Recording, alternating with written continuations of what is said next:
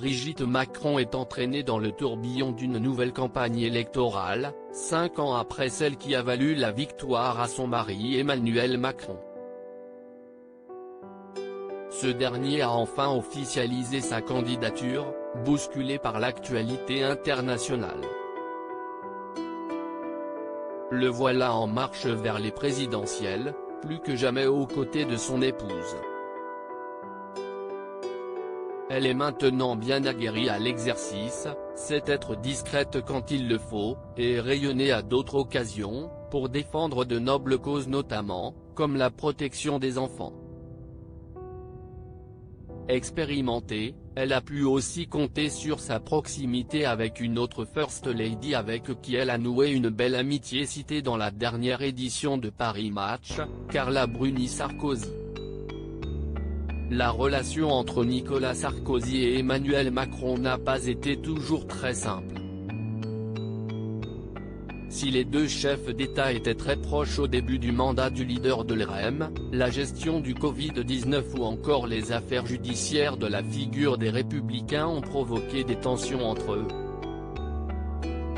Mais entre leurs deux femmes, si y est-il le grand amour.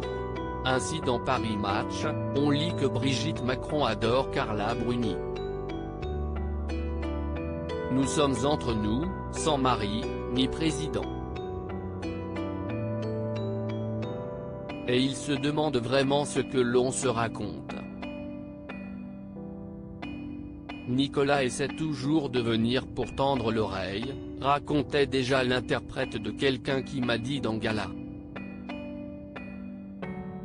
Brigitte Macron parlait sans se cacher d'une véritable complicité entre elles dans cette revue. Elles ont en commun la lutte contre le sida, viscérale pour l'artiste, comme le précise Paris Match, en raison du décès de son frère Virginio, atteint de cette maladie. Elles déjeunent régulièrement ensemble et cette amitié est aussi partagée avec Nicolas Sarkozy. Dans le livre Chérie, j'ai rétréci la droite, une amusante anecdote liait les deux personnalités.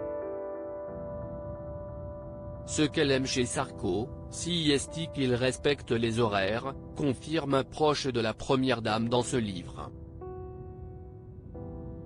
Emmanuel ne sait pas terminer une soirée, ça peut s'éterniser très longtemps.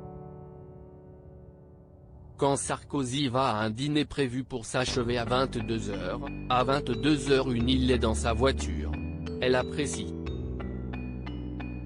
De leur côté, Emmanuel Macron et Carla Bruni-Sarkozy sont plus fantasques et se laissent facilement emporter par la foule dans une soirée.